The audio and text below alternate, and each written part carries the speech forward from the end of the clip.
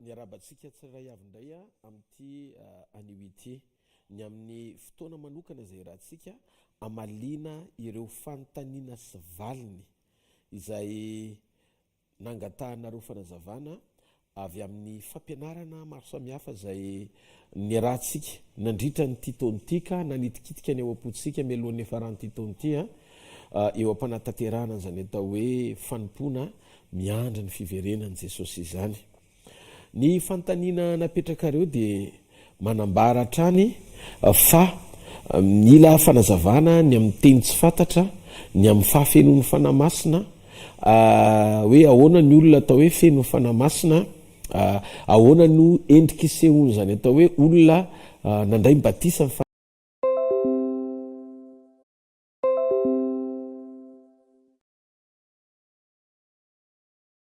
fanambarana mahakasika ny fanontaniana izay nakasika ny fanontaniana izay napetrakareo momba ny hoe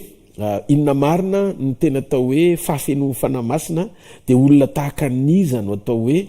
feno fanamasina. Reo fanontaniana rehetrarehetra ireo dia hovalitsika arak'izay voalaza ny tenin'Andriamanitra avokoa. Inoko fa homarina amintsika androany ny Jaona toko 7:2 manao hoe ary ho fantatrareo ny marina dia ny marina no afaka nareo tsy handevo. Dahoary aloha tsika hivavaka ametraka an'izao fotoana izao hipelantaran'Andriamanitra. Andriamanitra reny tsara indrindra izay ny an-danitra. Tena misaotra anao zay, makasitraka sy mame voninahitra anao zay ny amin'ny fahatanterahanyity fotoana ity. Fa nateo aza ny fanirinay anatanteraka izany dia matsiaro ny tenin'i Jesosy Tompo izay hoe tsisy afaka manantona raha tsy efa nitombo fanandraiko sy ny an-danitra. Aoko izao teny izao anokatra ny fony maro anatona anao. Ary aoka ianao fanamasina hiasa mahery ao anatinay mba anananay fahendrena avy amin'izay teny sy fanambarana omenao amin'ny alala mpanomponao indray androany. Omeko anao tanteraka fanamasina ny fahafahana hitondra an'izao afatra izao mba ho tsisy fahadisoana kilema ny teny, tsy ho aroaroam-paharatsiana na fihevitryolombelona fa izay tena ho amponao ny ivoaka amin'ny anara mahery ny Jesosy Kristy avy any Nazareta. Amen. Arak'izany dia anomboka sady sika amintina andreo fanontaniana rehetra mahakasika ny fahafenoan'ny fanamasina, ny momba ny teny tsy fantatra sy ny fanomezam-pahasoavana, ary indrindraindrindra hoe ny antony sy ao am-pon'Andriamanitra ny amin'ny fanatanterahana izany atao hoe Pentekosta sy fahafenoan'ny fanamasina izany sy ny endrika isehoany izany amin'izao andro farany izao. Ny Genesis toko 1:20. Ny Genesis toko 1:20 manomboka amin'ny 1:9 ka hatramin'ny 1:9 ho vakitsika kely mahakasika indrindraindrindra momba ny nananganan'ny olona ny tilikambo ny Babela. Andaony raisitsika aloha hatrany amin'ny 1:1 ka hatramin'ny 1:9 raha mety. Ny 1:1 mihitsy ka hatramin'ny 1:9 ao amin'ny Genesis 1:20 no hojerentsika ny netim-boala izy ary ny tany rehetra dia iray fanonona sy iray fiteny. Io zany dia nametraka ny 1:1 iray fiteny sy fanonona aloha. 1:2 ary raha mifindrafindra ny antsinanana ny olona dia nahita tany lema ka tany amin'ny tany Sinary izy ka nonona teo. Zany hoe nonona tamin'ny toerana anankiray ny olona ary niresadresaka hoe izy jereo tsara zay eto zany Andriamanitra mitantara ny ten'Andriamanitra mikasika momba an'ilay projet. Hozy izy hoe andeha tsika hanao biriky ka handotra azy tsara ary ny biriky nataony solombato ary ny asfalta nataony solondrehatra. Dia ny 14 ary hoy izy jenareo ilay programa andeha sika hanao tanàna sy tilikambo atsika ka ny tapy miatakatra ny lanitra tena ho zay azahoantsika lazysika fandrao ely ambon'ny tany rehetra sika. Dia ny 15 dia nidina Jehova izany tanàna sy ny tilikambo izay natao zanak'olombelona. Nidina zany Andriamanitra. 14 aloha Jehova indro iray foko ny olona sady iray fanonona izy rehetra ary ity voafiandohan'ny ataony izao dia tsy isy azo sakanana na inona na inona izay saintsainy atao. Dia ny 17 amin'izay aoka sika idina ka eno hoeny aminy anakororoantsika ny fiteniny mba tsy fankahala ny olona mba amin'ny 17 azafady mba tsy hifankahala teny izy tsy fankahalala teny fa amle anina moa zany ohatra ny misy fahadisoana kely mba tsy fankahalala zany hoe tsy fankahazo fomba fiteny izy de taony nampelezan'i Jehovah azy hiala ho eny ambonin'ny tany rehetra de nitsahatra tsy nanao ny tanàna intsony izy de ndiny fasivy ny farany koa izany no nanaovana ny anarany hoe Babela fa tao Jehovah ny nanakororoka ny fitenin'ny tany rehetra ary taony nampelezan'i Jehovah ny olona ho eny ambonin'ny tany rehetra hitantsika zany ao anatin'io fa ny fidiran'Andriamanitra voalohany teto ambonin'ny tany taorinan'ny Genesis na mangininy Adamasieva de ny ampisarabazana ny fomba fitenin'ny olona tsy fankahazo fomba fiteny ho amin'ny tanjona anankiray ino tanjony io tanjony io de ny ahatonga ny olona tsy ahatanteraka programa ivelan'ny sitrapon'Andriamanitra na de tsara aza izany programa zany amin'ny fahitan'ny olombelona azy sy ny fahitan'ny maso azy zany hoe ny olombelona zany na tsy misy fanatrehan'Andriamanitra aza de mahavita zavatra mba fantatrareo hoe fa ny motivation na tonga ny olona nanangana tilikambo ny Babela dia ho amin'ny tanjona ieleza laza ny olombelona na tsy misy Andriamanitra eto ambany masoandro mba ametraka ny anarany ametraka ny soniany ametraka ny maizy azy de jerenareo ny zavatra mitrangy eto Andriamanitra de nidina tsy nidina mba ahatonga ny olona hoe alala azy fa nidina anakana ny programa tsaraka ny sitrapony zay iaina ny olona ty ambany masoandro tsy misy Andriamanitra fahatsarany hitamaso tsy misy Andriamanitra no nidinan'Andriamanitra nanakororoka ny fomba fitenin'ny olona midiky fa nidin'Andriamanitra ho amina division zany hoe ho amina fampisarahana ny olona tsy fankazo fomba fiteny tsy atateraka sy toizan'le planina zay tsy araka ny sitrapon'Andriamanitra io planina io fa ny sakaran'Andriamanitra ny olona mba tsy handeha any amina tontolo tsy mifanaraka amin'ny sitrapony zay programa tiany olona ho atao ka raha mandinikytsika zany ny fidinan'Andriamanitra voalohany de mikororoka fomba fiteny Andriamanitra nampisarabazana ny olona Andriamanitra ary natonga ny olona tsy fankahazo fomba fiteny mba tsy isy zany le communication le fomba fifampiresahana ahatonga ny olona zany androso makany amina programa tsy mifanaraka amin'ny sitrapon'Andriamanitra efatra ny amboalohany zany Andriamanitra raha ohatra ianao ka karazan'olona anankiray manao zavatra amin'ny alalan'ny fisainanao anao zay fahatsarana ny amin'ny zavatra tiana ho tanterana nefa programa tsy araka ny sitrapon'Andriamanitra dia tadidio fa avonavony zany amin'Andriamanitra teto nahitako fa ny olombelona de ny foron'Andriamanitra tsy saraka mihitsy fa voary tahaka ny endriny ary mahasary-piaro azy ny ahatonga ny olona anankiray anao zavatra tsy mifanaraka amin'ny sitrapon'Andriamanitra nefa ao anaty fahombiazana tanteraka mariko zany fa possible be mihitsy ny fahombiazan'ny olona anankiray amin'ny zavatra taony tamaso tsy misy Andriamanitra raha diky tsy maridrefy amaritana ny maheo ny fisian'Andriamanitra velively ny fahombiazany zavatra anankiray izay taonao hitamaso noho izany ny fahatsarana takian'Andriamanitra ananana ao am-pon'ny olona zay te hisitraka ny fanatrehan'Andriamanitra tena hoe hiavana amin'izany fanatrehan'Andriamanitra zany sy fakahita amin'ny fanatrehan'Andriamanitra zay ntsona hoe otronon'Andriamanitra na eo Andriamanitra manampy azy dia ny toe-potsika eo am-panatanterahana an'izay zavatra rehetra ataotsika tena miompana indrindrindrindra sady pura madio tsara ho voninahitr'Andriamanitra ny zavatra ataotsika rehetra zay ny mahatonga ny Paoly ny teny hoe na inona ataonareo na mitenina amin'ny asa de ataovy tahaka ny hoan'ny tompo izany fa tsy ho an'ny olona zany hoe raha dika ny fidinan'Andriamanitra voalohany teto ambony tany amin'ny Genesis 1:10 fa voalohany ka hatramin'ny 15 zay nivakitsika teo de maneho mazava tsara fa tonga Andriamanitra anohatra ny programan'ny olona anohatra ny programan'ny olona zay hitatsika sotra fa tena nandroso be le asa tsara be ny kalitaon'zany atao hoe tilikambo ny Babely zany tour de babel nataony zanak'olombelona tamin'izany vanim-potoana zany fa rehefa nidin'andriamanitra voasakana le programa niantona teo le projet satria tsy mifakahazo ny fomba fitenin'ny olona nikororoka tamina resaka mikasika ny fitenin'ny olona andriamanitra dia nikororoan'andriamanitra ny fitenin'ny olona dia tsy mifakahazo intsony zay zavatra rehetra mety hoe ny fampizarana ao anatin'izay projet iombonan'izay nidika zany fa ny programa rehetra zay everina fa mandroso sy tsara indrindra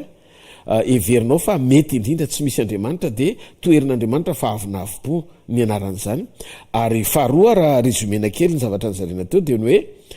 tsy ankasitran'andriamanitra ny programa anankiray tsy misy ny fitariany sy ao anatin'ny programa zay tia nitondrana ny olombelona ary indrindrindrindra koa tsy marijefy amaritana ny fahatsarany zavatra ataontsika ety ivelany hoe eo andriamanitra rehefa tsy ao amin'ny plan'andriamanitra sy ny programany no natanterantsika izany zavatra izany dia raha oharina amin'izay fidin'andriamanitra voalohany zay dia nisy ny fidinan'andriamanitra eo amin'ny olona mivantana so ao anatin'ny olona fandroany zany hoe tsy le fidinan'i jesosy naka ny endriky ny nofo amonjy ny olona ihany fa le fidirana faharoa zany jesosy nidina ny teny nidina naka ny endriky ny nofo atao hoe jesosy kristy amonjy ny olona niara-nonona tamintsika anomana ny fahatongavan'ny fanahy ho ao anatsika zany hoe andriamanitra tsy maiky ny eo amintsika fotsiny ihany fa maiky ny ao anatsika justement eo indrindra no mipetraka mifanontanianareo ozy izy nareo hoe inona no antony fahafenon'ny fanahy masina ahoana ny fomba isehony ny fahafenon'ny fanahy masina inona ny tanjona sy eo am-pon'andriamanitra tamin'ny nanomezan'andriamanitra ny fanahany dia ovaliako le izy arak'izay lazay ny ten'andriamanitra amintsika ny tena pentekosta dia mitondra union fiombonana fa tsy division na fisarahana le fidina voalohany andriamanitra nidina nampisaraka ny olona tsy pentekosta fa correction zany hoe andriamanitra manitsy ny olona ho any amin'ny programa an'andriamanitra manomboka miditra tsehatra tehitaridalina ny olona ampahafantatra ny olona fa ny mahasoa indrindra ao anatin'ny atao hoe fiarana amin'andriamanitra sy fananany fanatreny dia tsy isika mandeha manao zavatra anankiray tsy ho amin'ny tanjona ny honany voninahiny fa mitady laza ho antsika fa ny faharoa amin'ny tiandro pentekosty le fidinana ao anatin'ny olona dia fanehoana fiombonana amin'izay fa tsy fisarana tahaka n'le tamin'ny fidinany voalohany ny tanjoandriamanitra ao amin'ny fahafenon'ny fanahy masina zany tamin'ny andro pentekosta dia manova attitude zany hoe manova ny toepon'ny olona hitanareo tsy maintsy misy aloha fiantson'andriamanitra ao anatina union navondron'andriamanitra tao amin'ny efitra ambon'ny rihana aloha ny mpianatra jereo ny asan'ny apôstôly toko faharoa asan'ny apôstôly toko faharoa manomboka amin'ny andimy fahaenina ka hatramin'ny andimy fa raiky ambin'ny folo manomboka amin'ny andimy fahaenina ka hatramin'ny andiminy fa raiky ambin'ny folo amin'ny asan'ny apôstôly toko faharoa ary noho ny re zany feo zany dia niangona ny olona maro ka verevitra fa saminary azy ireo ny teny tamin'ny fiteniny avy izy rehetra zany hoe ny olona hafa koatra ny apôstôly zany tonga dia nandrehan'izy ireo nandreny tamin'ny fiteniny zany hoe ny fitenin'le firenena samihafa zany ny teny ambavan'ny apôstôly dia ny fafito dia talanjona sady gaga izy rehetra ka nanao hoe indreo tsy galilianina va ireo rehetra mitenindreo dia ny andininy fahavalo koa ahoana no andrenesantsika amin'ny fitenitsika avy izay nahabe atsika zany hoe tena amin'ny fiteny andavanandro na lehibe andry zareo mihitsiny dia parsianina sy medianina sy elamita ary nyponina avy any mezopotania sy jodi sy kapadokia sy ponto sy azia dia ny andininy fasivy ozy izy ny ten'andriamanitra hoe fafolo ary frisia sy pamfilia sy egipta sy ny tany liby zay manodidina ny kirena ary vahiny avy any roma na jiosy na proselita dia ny andiny fa raiky ambin'ny folo kretana sy arabo koa ahoana no andrenesantsika ireo miteny amin'ny fitenitsika avy miasa lehibe zay ataon'andriamanitra midika zany fa teto vo nanomboka nylatsaka indray ny fanahy masina nyrecuperen'andriamanitra le fomba fiteny samihafa zay nampizarany olona any amin'ny genesis toko fa raiky ambin'ny folo zareo tsara fa any amin'ny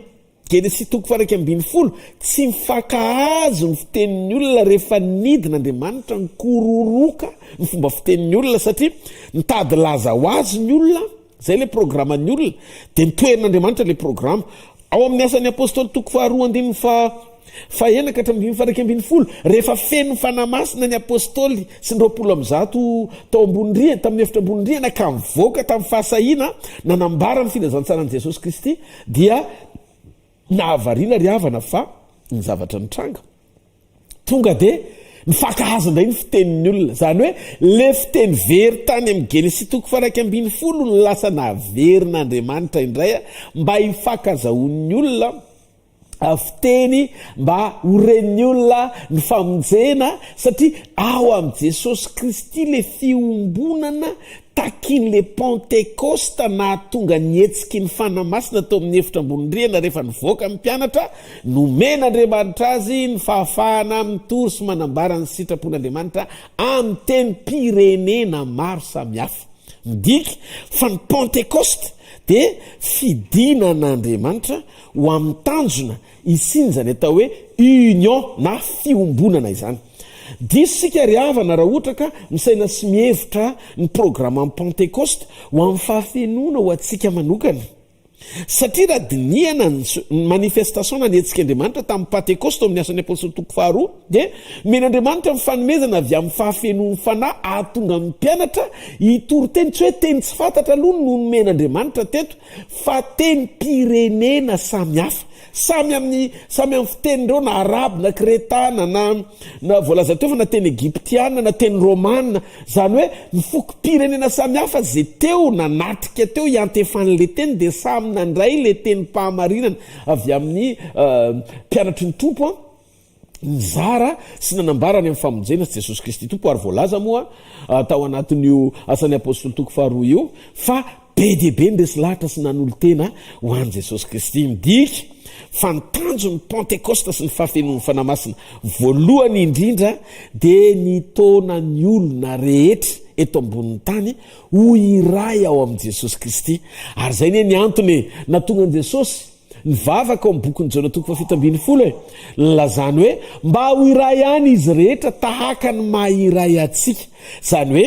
ny etaeta mpanambaran'i Jesosy teo anatrihan'ny ray ny ampiombona ny mpianany tsisy division dia ho amin'ny programa andraisa ny fiangonana rehetra eto ambonin'ny tany ny fanahin'Andriamanitra ka hahatonga ny fiangonana tsisy division na fisaratsarana sy fizarana fa ho iray fahamarinana iray tompo iray fanahy ary votsitra eto ambonin'ny tany ny tena fifoazam-panahy marina tsy misy kilema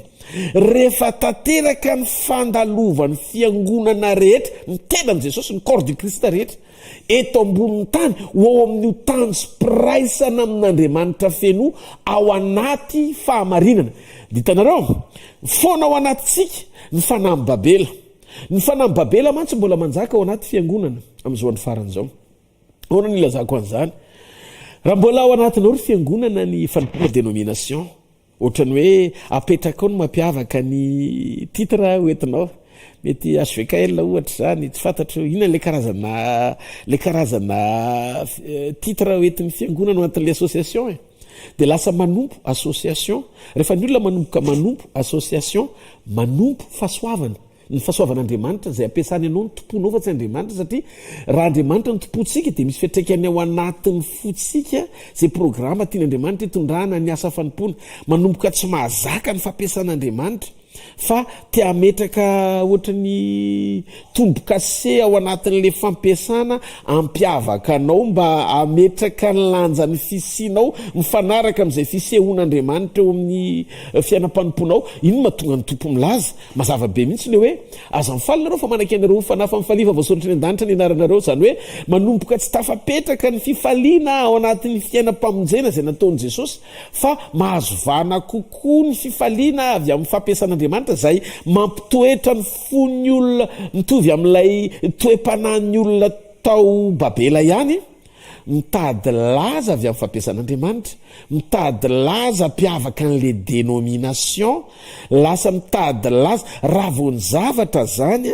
manomboka mampitsiry ao anatin'ny olona fakafizana ny fampiasan'Andriamanitra mba ho voninahitra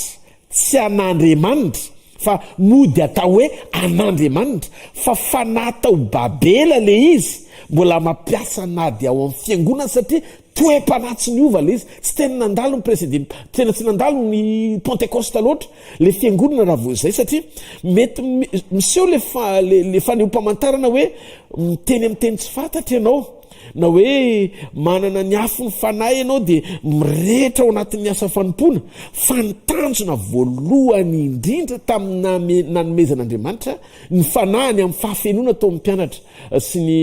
ny apôstôly 12 tao amin'ny efitra ambonindriana dia tsy misy akoatran'ny fahafenoana zay fiombonany zay mba ahafahan'ny olona rehetra zay hafa firenena mandray sy misitraka ny fanomezana avy amin'Andriamanitra tao anatin'ny fivondronana sy fiombonam-pon'ny mpianatra tsisy nitady laza ho an'ny tenany tsy nisy nitory dénomination mampiavaka azy amin'ny hafa fa firaisana tsy misy fetsarambelatsy sy fitiavana tanteraka manondro an' Jesosy Kristy tompon'ny fiangonana mba hampahazo aina ny fiasan'ny fanahiny ao anatin'ny olona zay nantsony tamin'ny anarany. Ry fiangonany andro farany nitanjo ny fisin'ny fanahy dia ny ahatonga antsika zanak'Andriamanitra ho iray tanteraka ary zany ny antony mahatonga anay miezaka mandrakariva tsy maneho ny tenanay na manambara ny fiavahany dénomination tena mitsotra aminareo amin'ny anaran'i Jesosy Kristy avy any Nazareta avalony any zany Asfekael zany azy avalony any zay mety hoe mpanompon'Andriamanitra iza no ampiasain'Andriamanitra na makaiza fandaotsika amin'ny faraparan'ny titonity sy ny taona 2025 ray manontolo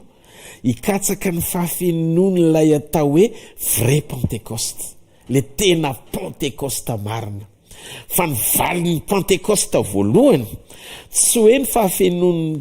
zay ny tena fikasan'Andriamanitra voalohany hoe ny tonga antsika teny amin'ny teny tsy fantatra aloha fa ny ananantsika fahafenona ao anaty manova attitude anamoran'Andriamanitra ny programany eo anivon'ny fiangonany ahatonga n'izao tontolo izao tena iaiky ny fahatsaran'Andriamanitra amin'ny fandraisantsika ny fanomeza amin'ny fanahy piombonatsika ao aminy zay rehefa iray foto amin'ny efitra ambonindriana ny mpianatra ny fenona ny fanamasina navoaka tamin'ny fiovampoa naverina zay efa very tany amin'ny Genesis 1:1 satria ao amin'ny planin'Andriamanitra sy ny programany tsara le toe-po tsy misy mitady laza ho an'ny tenany tsy misy makafy manokana amin'ny fampiasan'Andriamanitra azy tsy mitady tombony amin'ny fanompona ka mahatonga fisaraham-bazana satria misy tombontsoa manokana io koa ane misy ifandraisany amin'le hoe iza marina ny tena natsoan'Andriamanitra sy mitady alokaloka ao amban'ny asa fanompona manimba n'le tena zay le hoe aidratsy manimba ny vary satria tsy tonga ao anatin'ny fanompona tena aneo an'Andriamanitra fa tonga ao anatin'ny asa fanompona mba iseho fa misy Andriamanitra amin'ny fomba fampiasany amin'ny fomba tsika ny approche-n'Andriamanitra tamintsika voalohany raha nidina izy nanantona atsika amonjy atsika ngetadikio ny tanjony communion dia ny ahatonga atsika ho zanak'Andriamanitra ny zanaka ihany no manomelanja ny asany ray ary zay mahatonga an' Jesosy sarotiny sary-piaro ozy izy Jesosy hoe midira ozy izy mipisesika ianareo ao anatin'ny antso mivavahady ety fa vitsy ozy izy no tafiditra satria arakaraky ny androsony vanim-potoana nisy ny sivana misy karazana teny zao fa tsy tiana horenesina mihitsy satria efa tena hoe efa tena velona ao am-potsika loatra le hoe le fomba mahazatra sy le système zany hoe systématiquement zany tsika efa zatra ny aina tao anatiny le fomba fiainana ao anatina fampianarana mampisongadina ny mahizy atsika tsy ilaina fantatr'olona be ny ministeranao tsy ilaina fantatr'olona be mba laza ho anao ny fomba fampiasan'Andriamanitra anao na misy maty ronjato ny fo aza ny fanomezam-boninahitran'Andriamanitra ao anatina témoignage ilaina kosa ilazana fa mbola velona mandrak'androany Jesosy satria tsy ianao no manao azy fa aza de voizina loatra satria zany zao mbola ty fanatao babela daholo tsy maintsy lazaina le mpanompo nampiasain'andriamanitra mba ampisongadana le mpanompon'andriamanitra rehefa nanantona amin'ny pastera ianina nananana ny anina dia nametrahany tanana naotrotr' zany zany kipitsopitsonjavatra zany tsy ilaina ntsony am'izao andro farany zao alohantsika tonga dia mijoro hoe rehefa mivavaka dia nanseho ny voninahitr'andriamanitra ary andriamanitra nanao zavatra oatra zao teo amin'ny fiainako a vokatry ny zavatra nitranga zay nanokafako ny fokony amin'ny filazantsara marina avy aminy dia nanao zavatra lehibe teo amin'ny fiainako andriamanitra ny mirakla amin'ny fiovam-po meo voninahitr'andriamanitra ny mirakla mikasika amin'ny fiainam-panano tena sy ny famonjenanao ary ny ao anatinao tena novain'andriamanitra tanteraka lasa ohatra hoe be fialonana ianao taloha dia afaka tamin'izany makahaly ianao taloha dia lasa be fitiavana tsy voasaringotry ny zavatra ny tany hitanareo raha voaty tanytiny mbola mamenona ao anatin'ny olona anankiray mbola tsy azo faritana akory hoe tanteraka ao amin'ny fiainan'izay olona izay lay tena fahafenony fanahy avy amin'andriamanitra atsika raisina sy jerevana anie ny fahamarinana izany atao anaty baiboly mba amenonatsika amalinantsika amin'ilay fanontaniana petrakitsika hoe ohatry ny ahoana ny olona atao hoe feno ny fanahy masina raha dirintsika zany ny asan'ny apôstoly toko voalohany andiny favalo ny asan'ny apôstoly toko voalohany andiny favalo zao ny voalaza ao amin'ny anaran'i Jesosy Kristy fa azo hery ianareo amilatsamy fanamasina aminareo ary ho vavolombeloko any Jerosalema seran'ny Jodia sy Samaria rehetra any amin'ny farany tany nareo. Io teny io zany nataon'i Jesosy tamin'ny mpianany talohan'ny ekarany hoe nareo aza mbola misy mietsika ao a Jerosalema aloha ambara-panafinanareo ny hery. Le hery avy any ambony io ve zany tsy ampy tamin'ny andron'ny mpianatra hoe efa nampiasaina toy ny tany Maty toko 10 ohatra nisy an'le mpianatra nampiasaina naniraka andro 12 izy na demonia aza manaiky anay repeterany efa nampiasaina amin'ny fomba tsy takatry ny saina melohan'ny fotoana nahafatesan'i Jesosy akory ary maro ny mpianatra ny aiko hoe manaiky anay ny demonia nanao asa lehibe ny fitopololahy ny boka sitrana ny maty ny tsangana maro be ny zavatra efa nataon'ny mpianatra dia inona ihany ary le fanehoan-kery mbola tsy ampy mahatonga Jesosy miteny hoe amenonanareo hery mba ho tonga vavolombeloko ny hoe amenonanareo hery ny tonga vavolombeloko dia midika fa le vavolombelona tian'Andriamanitra ho lazaina eo amin'ny mpianatra dia le isika miova fo mandeha eo amin'ny sitrapon'Andriamanitra feno ny fanahy manahaka an' Jesosy. Le fahafeno fanaka eo anatin'ny olona dia mahatonga an'le olona anankiray anapahatsapana fa tsy izy tsony no velona fa Kristy velona ao anatiny. Zay kay le fahafeno fanahy manompoka renao amin'izay fa le fiainany nofo mihazonanao amin'ny fitiavana voninahitra laza fisongadinana manokana fakafizana ao amin'ny nofo ny fampiasan'Andriamanitra tsy le kristianina eo amin'ny nofo amin'ny voalaza amin'ny Paoly any amin'ny boky ny Galatiana tsony fa le kristianina tena hoe ara-panaka ny tiany Jesosy hovaina ao anatin'ny andro Pentekosta ka nahatonga azy laza hoe miandry ozy izy hoe miandry ny fahafenon'ny hery zany hoe ny hery zany tsy hoe mahatonga antsika ho ampiasaina be fotsiny fa tsy ampy zany ny hoe azo fanomezam-pahasoavana vokatra avy amin'ny fahafenon'ny hery ny fananantsika fahasoavana fa tsy ampy amaritana ny fahafenon'le hery satria raha ohatra ka fa fampiasan'Andriamanitra raha fampiasan'Andriamanitra ny tanjona ao anatin'ny fahafenon'ny hery dia teteny amintsika hoe dia teteny sy laza amintsika hoe efa ampy hatramin'ny voalohany ny fampiasanan'ny mpianatra hatramin'izay fa teto tsy zay ny zavatra mitranga fosiny Jesosy na dia efa nampiasaina aza ny mpianatra melohan'ny fotoana ny ekarany tany an-danitra sy ny toerana kovan'Andriamanitra dia mbola tsy mahazo mihetsika Jerosalema ambara-pahamenona azy ny hery avy any amin'ny avo io hery avy any amin'ny avoa mahatonga antsika zany io hery avy any amin'ny avo mahatonga antsika mila manana an'izao fahasahiny zao ao anatin'ny fotsika io hery avy any amin'ny avo dia ahatonga antsika anana ny attitude an'Andriamanitra anana ny toepon'Andriamanitra anana ny fiainan'Andriamanitra miasa ao anatsika manovantsika ho mpanompo tena mahatoky araka ny sitrapony zany hoe ny vokatry ny fanahy le fahafenona tena ilaina iainana ao anatin'izay fahatsapana ny fisian'ny fahafenona izay fa tsy ny fampiasan'ny fanahy tsy ampy zany ny fampiasan'ny fanahy fotsiny rehefa feno ny vokatry ny fanahy dia équilibré zay le atao hoe lasa maro toerana ny fanehoan'Andriamanitra ny fisiny zay fahafenoany zay satria voafehy tanteraka amin'ny alalan'ny fisiny fanahy masina ao anatinao ny toe-panahinao ho mendrika sy ahazaka tsara ny fampiasan'Andriamanitra anao. Ny antony dia tsotra, amin'ny fotoana iverenan'i Jesosy anatsy ny tanjosika, amin'ny fotoana iverenan'i Jesosy dia mila mahazo antoka isika fa olona fantany ary tafiditra ao andapany. Izy ny laza midira ny fifalian'ny tomponao ry mpanompo tsara sady mahatoky. Midika fa ny fidelité anao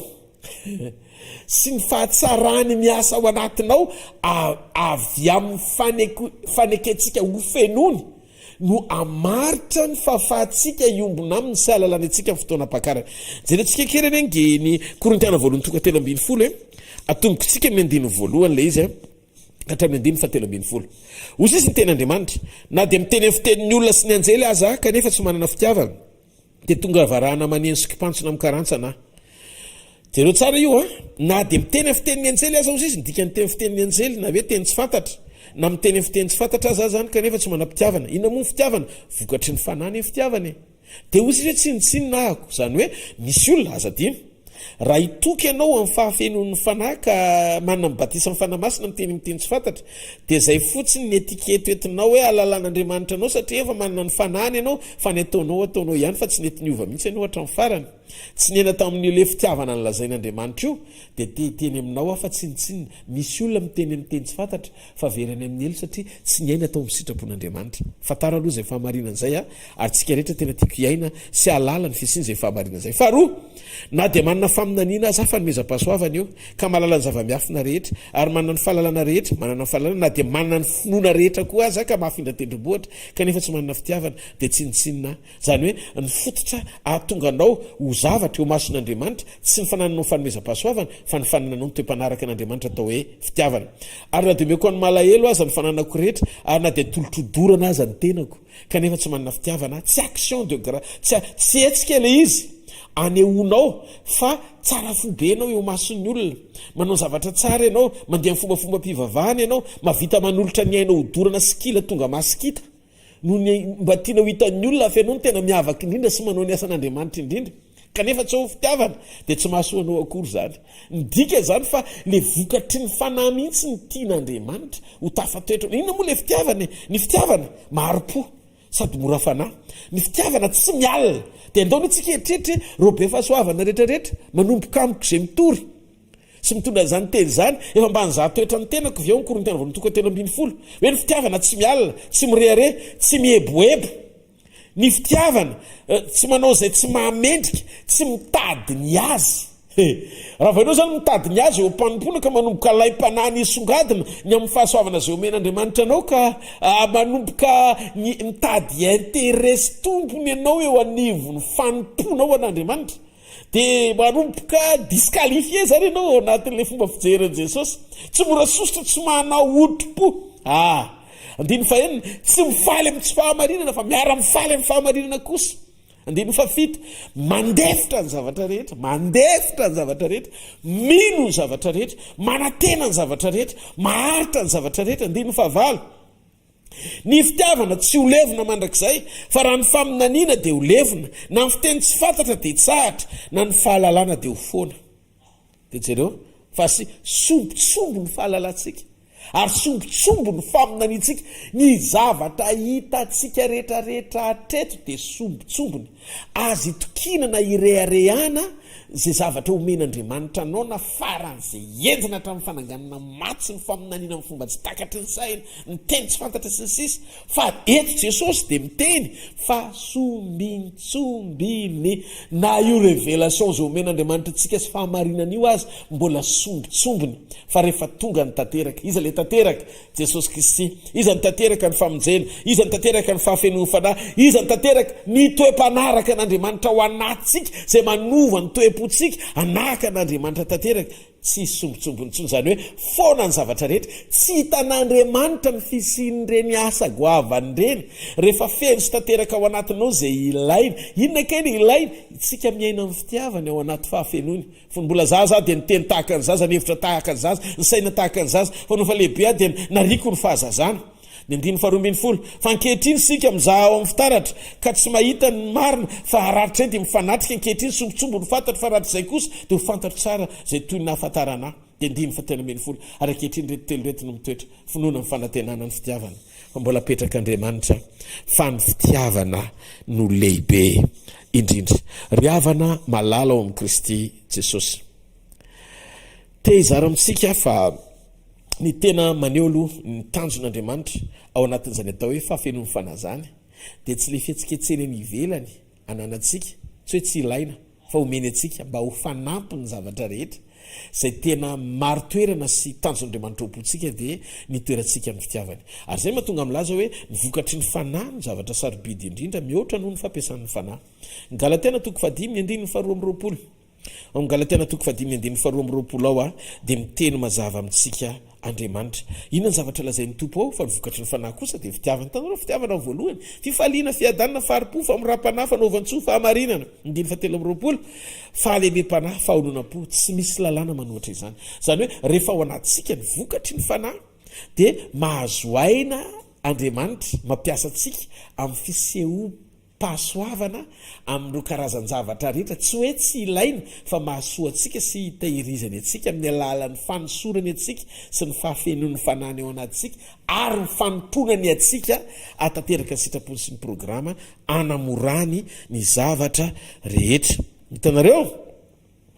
tsy fanomezana no ahalalany antsika fa vokatry ny fanahy Timoty 2:2 ny 7:20 Timoty 2:2 zao ny vaky ny teny kanefa ny fanorenana mafy nataon'Andriamanitra dia miorina tsara sady manana zao tompo-kase zao ny tompo mahalala ny azy tanao mahafantatra atsika ny tompo dia inona ny alalan'ny tompo atsika ary aoka ny olona rehetra zay manonona ny anaran'ny tompo hiala amin'ny faharatsiny no zany tsika mila mitandrina tsara satria indraindray tsika ny ampanimponan'Andriamanitra ny tsy mampahazo aina ny fanamasin'Andriamanitra ao anatsika tena hoe ifandraisantsika mifankasitranaNdriamanitra dia mpanompotsika manao zay zavatra sain'Andriamanitra ataotsika ihany fa te hitady laza sy voninahitra na tombony amin'izay fomba sy lalana ampiasan'Andriamanitra atsika tsy équilibré zany le fahatsarana raha ohatra ka tsy feno alleluia tsy feno fepetra ifandraisantsika mifankasitran'Andriamanitra dia tady dio tsara mety ho ampiasainy ianao fa tsy fantany dia zay mahatonga Matthieu 7:21-23 ny Matthieu 7 ny andininy faraky am'roapolo ka hatramin'ny andininy 7:20 zao ny zavatra mitranga ao tsy zay rehetra manao amiko hoe tokotokony hiditry ny fanjakan'ny lanitra fa zay rehetra manao ny sitrapony raiko zay ny an-danitra fa maro amin'izany andiny 2:20 maro no anao hoe amiko amin'izany andro zany hoe tompokotompoko tsy efa naminany tamin'ny anaranao fa zahay ary tsy efa namoaka akademia tamin'ny anaranao fa zahay ary tsy efa nanao aza lehibe tamin'ny anaranao fa zahay andiny 7:20 ary dia ambarako amin'ny marina tokoa hoe tsy mba fantatra akory ianareo atraitra zay mialamiko ianareo mpanao meloka satria io le lazain'ny tompo hoe ny fanorenana amantarany antsika eo amin'ny Timoty 2:20 dia isika miala amin'ny faharatsiana zany mahatsara ny toepo manaiky ijoro sy aina ao anaty fibebahana tanteraka tsy maiky ny ofenona mba ho ampiasaina fa maiky ny ofenona mba hiova fo ifanaraka amin'ny sitrapon'Andriamanitra tsara kokoa aminao ary ny tsy ampiasaina mihitsy fa fantany toy izay ampiasaina be fa tsy tafiditra ao amin'ny fanjakany akory zany ny tiany Jesosy ho lazainy eo tsy Paoly eto no miteny fa Jesosy Kristy le hitsena eto ary mila fantatsika tsara koa aloha fa mila miverina tsara tsika mahafantatra hoe le hitsena no miteny eto noho izany aza manaiky ho fitany devoly amin'ny fanamboamboarana révélation tsy ampijoro anao amin'izay programa teny ilan'Andriamanitra anao ny tsara kokoa miverena amin'ny fahamarinana dia mijoro tsara ao anatin'ny teny dia meteza ho amboarina fa zay resaka ambopokely sy laza mandalo ve ny fahalovana ane no mitranka eto ambonin'ny tany ny fifaran'ny fiainan'ny olombelona noho izany raha fahalovana ny fiafaran'ny fiainany zanak'olombelona dia fahaverezana raha ohatra ka tsy mitandrina ianao am'izay tombontsoakely omen'andriamanitra anao 70 taona 80 taona enina kely eto ambonin'ny tany za tsy milaza koa hoe tsy ilaina ny teny tsy fantatra fa nareo manontany hoe ino ary zany ny masoa ao ambadika ny fanomezan'andriamanitra ny fanomezam-pahasoavana ny fanomezam-pahasoavana dia nomen'andriamanitra antsika ho fanampiana antsika fa atsika misitraka ny fahaiza-manaony ilahntsika ny fanampiany averiko ny fanomezam-pahasoavana rehetra dia omeny fahasoavan'andriamanitra antsika raha tsika tsy ampamendrena le izy zay no mahatonga antsika tsy tokony hitoky ao anaty fanomezana ny fomba hifandraisantsika amin'andriamanitra sy ny ahalalàn'andriamanitra antsika ary ny fankasitran'andriamanitra antsika ny fanomezan'andriamanitra ny fanomezam-pahasoavana io dia ahafahantsika manampy ny hafa sy mifanampy satria ny Korintiana 2:12 dia milaza fa ny fanomezam-pahasoavana dia zarazarena samihafa hitantsika zany a manoko mendiny voalohany ny Korintiana 2:12 nanao jerentsika kely amin'ny anaran'i Jesosy ny zavatra mitranga eo zao ny voasoratra ary ny amin'ny zava-panary rahalahy dia tsy tiako tsy ho fantatrareo ny andiny faharoa fantatrareo fa fony jentilisi nareo dia nentina tany amin'ny sampy moana arak'izay nitaomananareo andiny fahatelo koa ampafantatra anareo aozy izy Paoly fa tsy misy olona ampitenen'ny fanan'andriamanitra ka manao hoe voaoziny Jesosy ary tsy misy mahay manay koa hoe Jesosy ny tompo raha tsy amin'ny fanahy masina ny zavatra zany asain'ny fanahy masina petraka fa zarazarena samihafa ny fanomezam-pahasoavana nefa ny fanara ihany tanareo fanara ihany fa zarazarena samihafa fanomezam-pahasoavana andiny faharoa fadimy ary zarazarena samihafa ny fanompona indray ny ministera nefa ny tompo ray ihany tompo ray ao anatin'ny fanompona maro ary andiny fahenina ary zarazarena samihafa ny asa nefa andriamanitra dia raha ihany izay miasa amin'ny zavatra rehetra amin'ny olona rehetra hitantsika zany samihafa ao amin'ny asa ny fisian'andriamanitra iray ao amin'ny fanompona ny fisian'ny tompo iray ary ao amin'ny fahasoavana ny sy ny fanahy iray ny fanahy masina averiko indray tsy tompony fahasoavana fa ao amin'ny Jesosy Kristy ny fahasoavana any Jesosy ny fahasoavana Jona 1:5 fa ao amin'ny Jesosy Kristy no andraisantsika fahasoavana manampy fahasoavana fa ny fanahy masina rehefa tonga ao anatintsika dia midistribue na mizara ny fahasoavana raisina avy ao amin'ny Jesosy ho ao anatintsika satria Jesosy nilaza any amin'ny bokin'ny Jauna toko 7:7 zay na toko le hoe hozy izy Jesosy hoe aka avy amin'ny ahy izy ary izary zany aminareo dikan'izay Jesosy rehefa nanome antsika izy ny fanahany dia mitona tao amin'ny fanahy masina le fanomezana avy ao amin'ny Jesosy atao hoe fahasoavana dia hoentiny ao anatintsika zany hoe zay tao amin'ny Jesosy ihany nomeny anao fa tsy manana avy amin'ny manokana izy ho atao ao anatinao satria Jesosy ny olona tanteraka sy Kristy ary Mesia namonjy antsika Alleluia ny 9:10 amin'ny Jona toko 1 dia manambara an'izany ny tenin'Andriamanitra ndao nefa kitsika kely Jona 1 9:10 amin'ny anaran'i Jesosy Kristy zao ny voasoratra ao amin'ny anaran'i Jesosy fa amin'ny fahafelon'i Jesosy no resatsika rehetra dia fahasoavana manampy fahasoavana hoentin'ny fanahy masina izy ao anatinao dia misy communique zany hoe miresaka sy mampiampita ao anatintsika ny fahasoavan'Andriamanitra izy ary ny fahasoavan'Andriamanitra ao anatinao dia mitombo miara-miasa amin'ny fanekenao hijoro sy aina amin'ny toe-panaraka an'Andriamanitra dia zao no lazain'i Jakoba katsisy Jakoba toko 4:9 jenareo tsara ny zavatra mitrango fa miara-miasa daholo zany zavatra rehetrarehetra zany hoe manampy fahasoavana ao anatintsika ny fanahy masina rehefa tanteraka ny fijoroantsika amin'ny toe-panaraka an'Andriamanitra atao hoe fanetretena io zany le vokatry ny fanahy nefa nanome fahasoavana bebe kokoa izy ho atsika Andriamanitra manohitra ny mpiavinavina fa manome fahasoavana ho amin'ny manetritena ny fahasoavana dia omen'Andriamanitra ho amin'ny manetritena ary ampitomboan'Andriamanitra bebe kokoa ao anatina toe-panahy mendrika sy araka ny sitrapony hitanareo amin'izay ny mahatsara ny fanekenao iaina ny vokatry ny fanahy fa maîtrise na ny fifehezana ny fanahy ao anatinao anekenao fa tianao ampitomboan'ny fanahy ny fahasoavana ao anatinao dia ny fanekenao anetritena sy aina ny vokatry ny fanahy miara-miasa ireo ao anatin'ny fahafenona inona amin'izay ny zavatra mitranga miresaka tsika hoe tsy ilaina ve zany ny teny tsy fantatra tena ilaina ny teny tsy fantatra fa maninona no ilaina ny teny tsy fantatra fanomezam-pahasoavana ny teny tsy fantatra aloha voalohany indrindra maro-panehoana fa rehefa feno ny fanahytsika dia nandray fanomezana avy amin'Andriamanitra atao hoe teny tsy fantatra ihany koa rehefa namangy an'i Kornelio Petera dia taorian'ny fametrahany petera-tanana ny olona tao amin'ny tao tokantrano Cornelio zay niova fo dia nandray fanomezana ny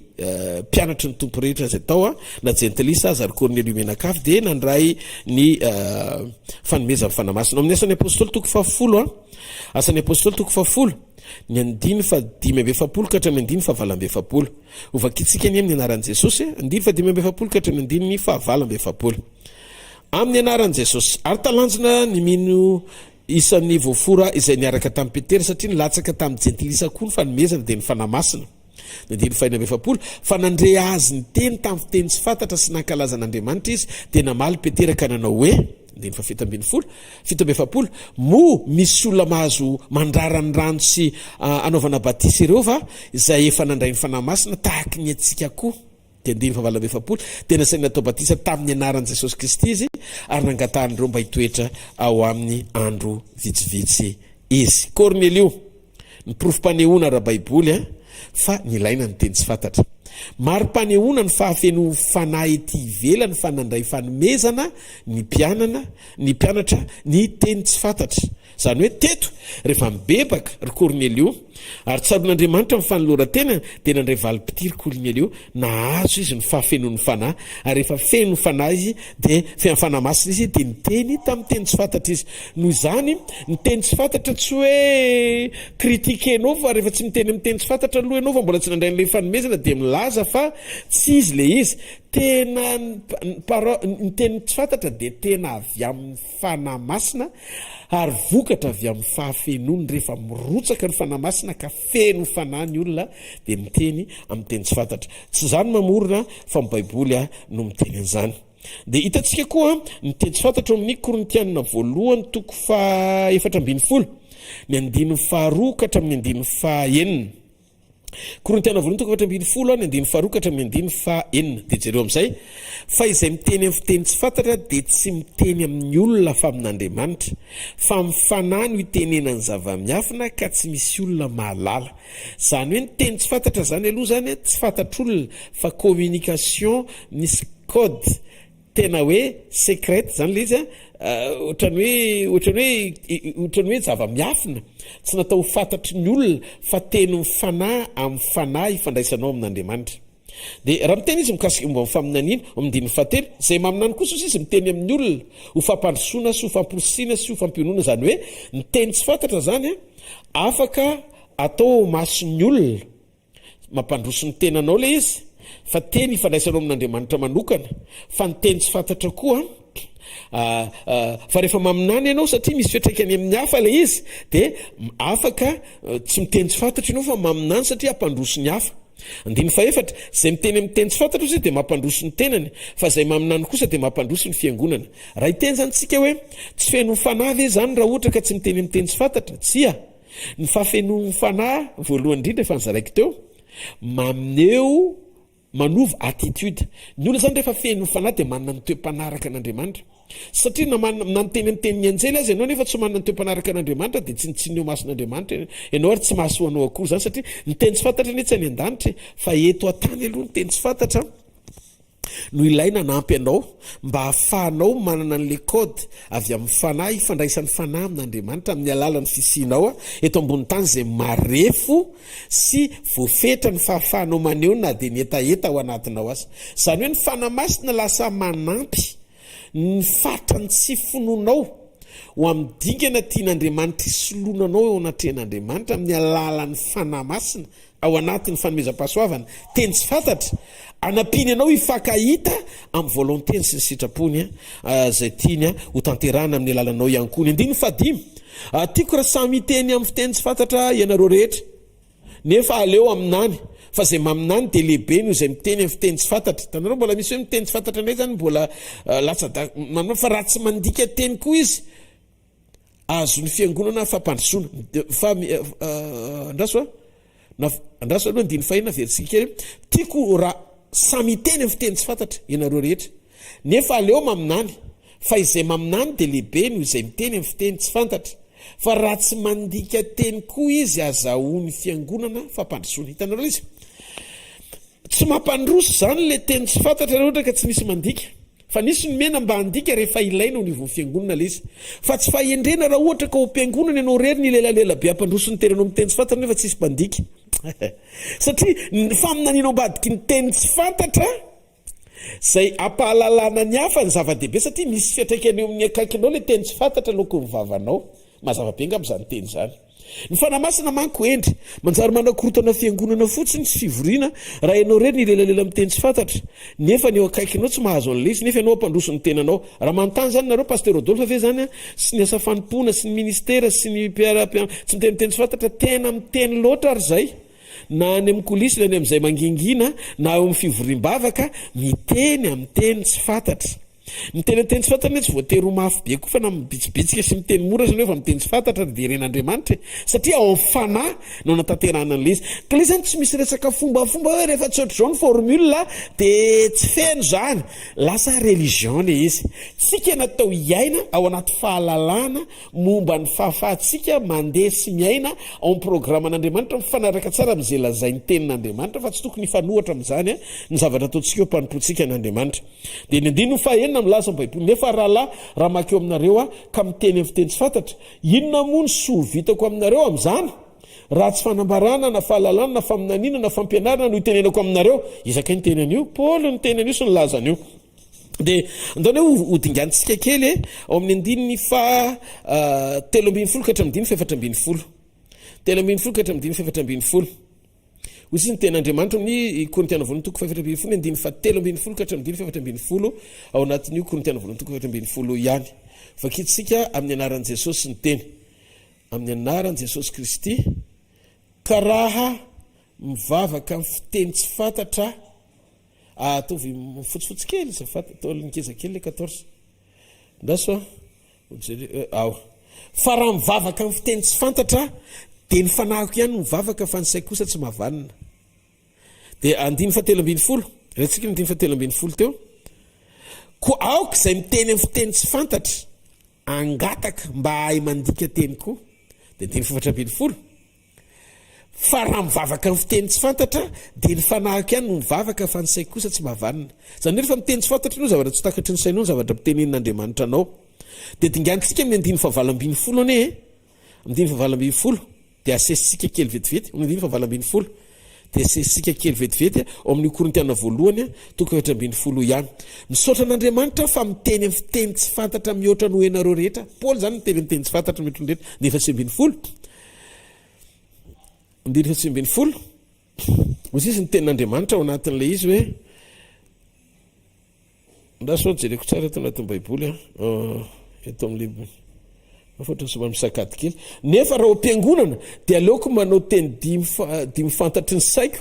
mba hampianarako ny sasany koa toy izay anao teny ray alina amin'ny fiteny tsy fantatra. Tanareo ohatrany hoe misy fandaminana ao anatin'ilay izy napetraka Paoly le izy mba hananan'ny olona fahendrena amin'le fananana le fahasoavana sinon lasa ohatrany hoe le tepote alaza sy amantatra ny ao anaty fa mahay miteny amin'ny teny tsy fantatra eo manana famezam-pahasoavana de mbola le babe le ohatrany tao babela ihany misy laza kely tia nipetraka hoe tena manana ny fanasy feny be raha lana raha nabavy de miteny amin'ny teny tsy fantatra ho azy fa io mandeha ho azy io koa zany tsy azotsika sakanina rehefa tariny fanamasintsika ao anatin'ny fahafenona fa mba hoaka ho izay ny zavatra mitranga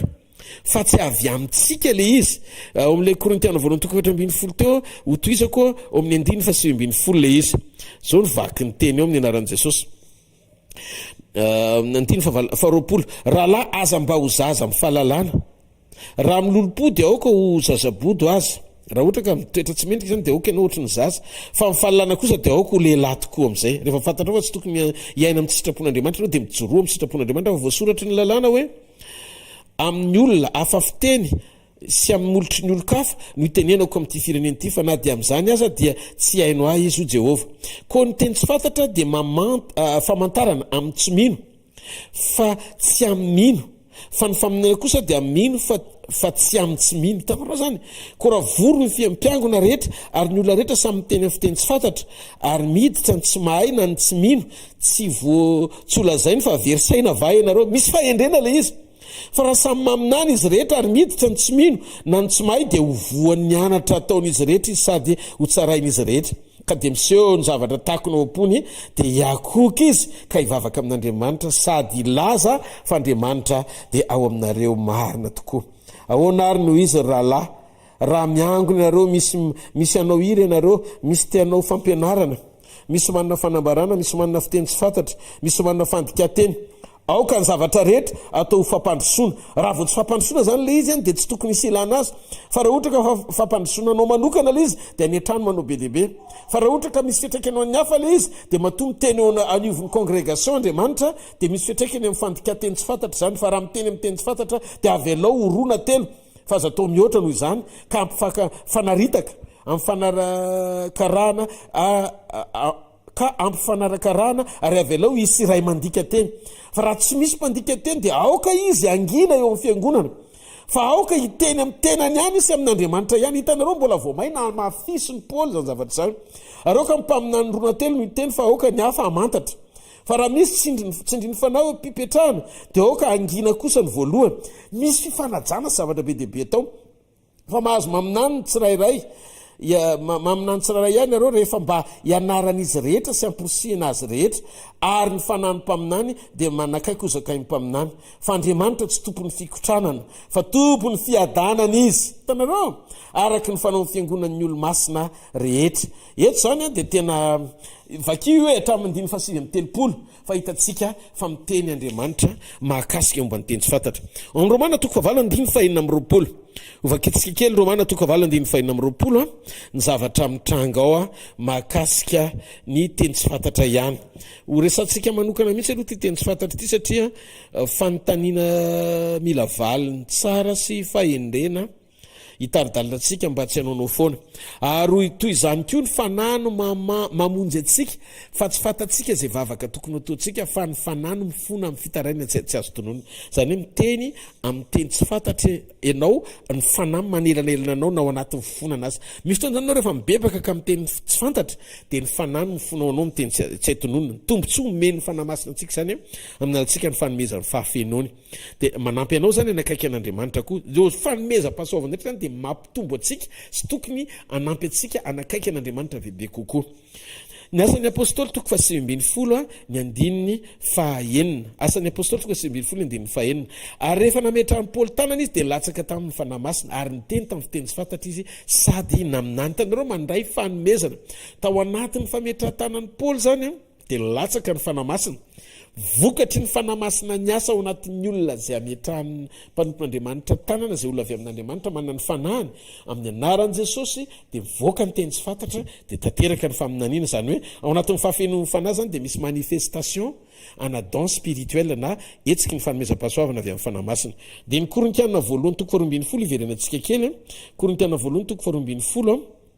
de ny andininy 10 de dingana amin'ny andininy 13 zao voasoratra ao. Ary ny anankiray manao fahagagana, ary ny anankiray maminany, ary ny anankiray mahafantatra fanasamihafa, ary ny anankiray miteny amin'ny fiteny tsy fantatra, ary ny anankiray mandika teny tsy fantatra. De dingantsika ny amin'ny andininy 13. Ino ny zavatra voalazany amin'ny andininy 13 any amin'ny anaran'i Jesosy. Manana fanomezam-pahasoavana hoenti manasitrana va izy rehetra, miteny amin'ny teny tsy fantatra va izy rehetra, mandika teny tsy fantatra va izy rehetra. Eto amin'izay no tiako holazaina amintsika. Ny fanomezam-pahasoavana sy ny fahafenona ao anatin'ny fametrahan-tanana tsy voatery hoe tsy maintsy miteny amin'ny teny tsy fantatra, tsy tereny zany zavatra zany. Satria eto misy tsy manana teny tsy fantatra nefa manana fanomezam-pahasoavana hoety mahasitrana. Ka ny famifenon'ny fanahy ao anatin'ny olona de mahatonga ny olona ndray fanomezana na teny tsy fantatra na fanasitrana na manao fahagagana na maminany.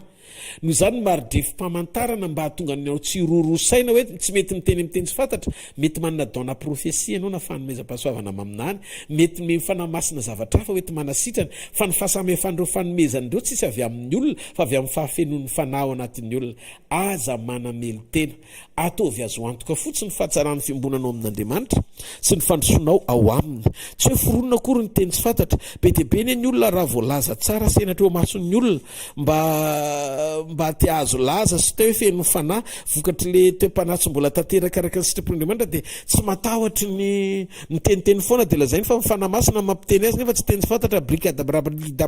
miteniteny foana.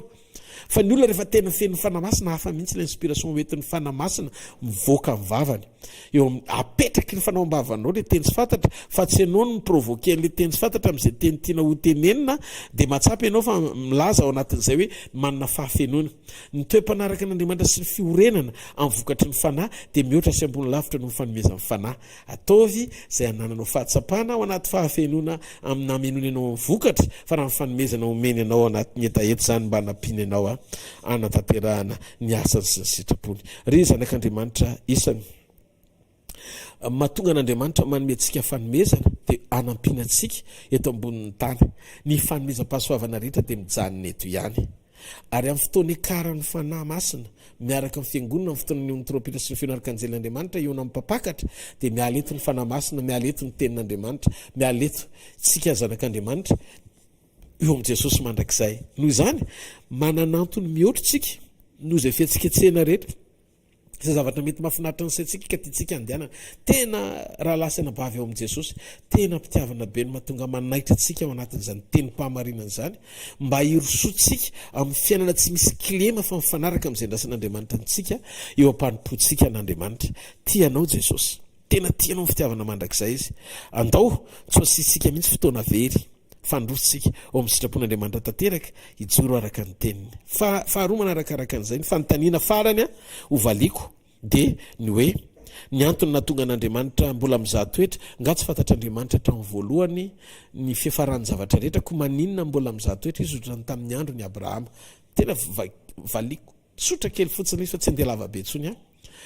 tadio fa ny safidinao dia ambony lavitra mihoatra noho ny fiasan'ny fanahy masina ao anatinao zay no mahatonga an'Andriamanitra sarotra aminy ny hoe atraiza no igerena ny safidy satria ny problème tsy any amin'Andriamanitra tsy mahafantatra ny fiafarany zavatra rehetra fa ny amin'ny safidiny olombelona le faniraisiny na anaiky an'Andriamanitra na anda azy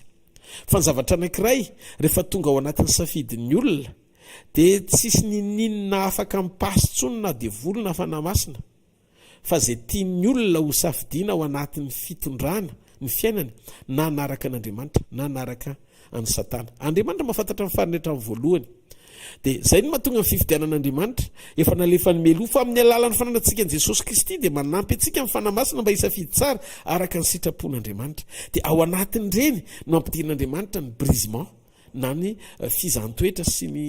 fanamboarana antsika sy ny famotena le nofo mba hahafahan'Andriamanitra mahazo aina satria le safidy ara-nofo ane tsy maty ao anatin'ny olona na dia efa nanolo tena ao an'Andriamanitra izy zany no mahatonga andropolo ny tena siko mafy ny tena ko mangana no na dia efa nitory tamin'ny sasany azy dia ho lavina kosa nifidy an' Jodasy any Andriamanitra fa fatany Jesosy hoe hamadika azy Jodasy fa le toetra tokony hoe horesy sy horesena ao anatin'ny fanompotsika an'Andriamanitra dia tsy misy akoatra ny faneketsika hijoro amin'ny plan'Andriamanitra sy ny programany hisafidy ny sitrapony ampandefitra ny nofo fampanjaka ny ao anatsika amin'ny ara-panahy mba hahafahan'Andriamanitra manjaka sy manapaka atao-potsika anao sitrapony tanteraka valiny mahafantatra ny zavatra rehetra Andriamanitra fa ianao mila mampanaiky asafidy ny ampiditra ny programa mpiainanao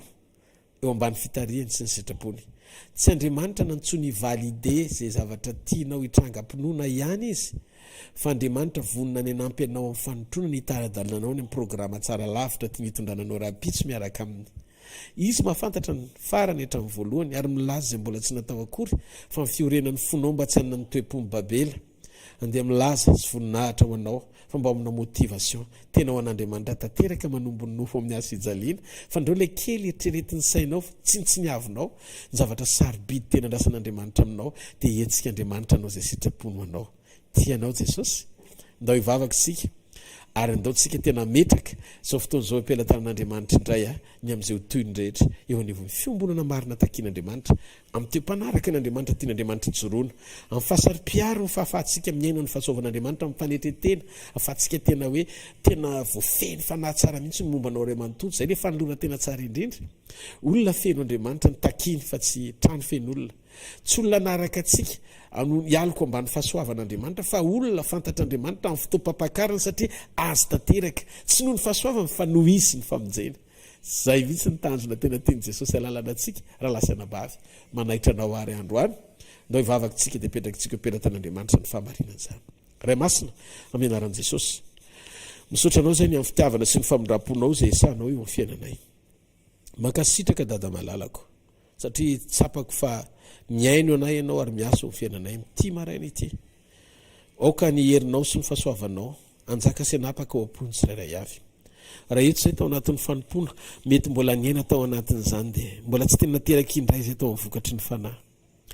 mety manavinavi-panahy zay indraindray dia mieritreritra hoe fahelany nateraka indray fa le tena fahateram-baovao dia midika fiovam-piainana koa vaovao lasa ny zavatra taloha dia tsy hoe mpitady laza ao amin'ny fanompona fa manome voninahitra n'Andriamanitra mba ho laza tsara avy any amin'ny olona le izy fa tsy laza tsara tady avoko le izy ao anatin'ny fanompona raha izany mitady laza tsara dia nota satria hijeryn'ny tenako sy tsy hanome lanja ny fisian'Andriamanitra sy ny fiaretany ho amin'ny laza tokony ho azo voninahiny reriny amin'ny zavatra mpanoviny ahy tsapako sy reko fa tsy toy izao raha tsy teo ny fahasoavany teo ny fanampiany fanahany teo ny famonjeny teo ny aretany sy ny rano zay nalatsany ho ahy no zany raha misy rerehako dia ianao Jesosy avy any Nazareta rery mandrakizay dia ohatr'izany teo any fanompona rehetra Andriamanitra mba ho aompona tsirairay avy ao anatin'ny tena pentekosta marina ny filatsahan'ny fananao masina mba ho fahateram-baovao amin'izao andro fankalazana ny krismasy zao koa mba tena ho teraka ao anatiny tokoa zany hoe toepo-pakasitraka sy mpanome voninahitra anao zany amin'ny lafim-piainana iray manontolo ny amin'ny ataona iray manontolo mba tsy zay tsony velona fianao mivelona ao anatinay dia aoka ny rehetra androany anatanteraka fanolorantena vaovao indray anokatra ny fonay ho anao avereno miaraka amiko zao vavaka izao raha resy lahatra ianao dia avereno miaraka amiko zao vavaka izao Jesosy io manantona anao ankehitriny mamindrafo amiko mamelany fahotako rehetra reko Jesosy fa niaina tamin'ny sitrapoko a tao anatoko lalina tao na niezaka ny anao ny sitraponao aza diovy amin'ny ranao tao Kalvaria mba hadio hovay ny foko Jesosy esory ny avinavina esory ny fialonana esory zay tsy nambolenao rehetra mba ahavotsitra ao amin'ny sitraponao tanteraka androany Jesosy io ny rahanao no nadio ahy mba aseho ny mahazanak'Andriamanitra raisiko vaovao indray ianao ho tompo tena anapaka ny ato anatiko manontolo ho mpamonjy ny fiainako manokana so raha teo amboky ny fiainana ianarako mba ho fantatra amin'ny fotoam-pampakarana aoka ny sitraponao rery ny tanteraka Jesosy ary ianao rery ny miamboninahitra mandrakizay makasitraka ny amin'ny fotoan'androany ny amin'ilay tena fifoazam-panahy marina araka ny teny Jesosy hoe ty taona vaovao ty dia taona ny fiaina mpifoazana ho fiangonana tsy misy pentina na fiketronana ndao iainantsika izany manomboka anomana amin'ny fotsikisika amin'izao faraparany taona izao hiatrentsika ny programa ny mpapakatra ho voninahitry ny anarany rery samy ho tahin'Andriamanitra hitanareo ny Jehovah ka iaro-nareo ampamirapiratra ny tavany aminareo ny Jehovah ka mindra fo aminareo ananatra ny tavany aminareo ny Jehovah ka aminareo fiadanana amin'ny anarandray sy ny zanaka ary ny fanahy masina amen samy ho tahin'Andriamanitra daholo eo mirary soa tompoko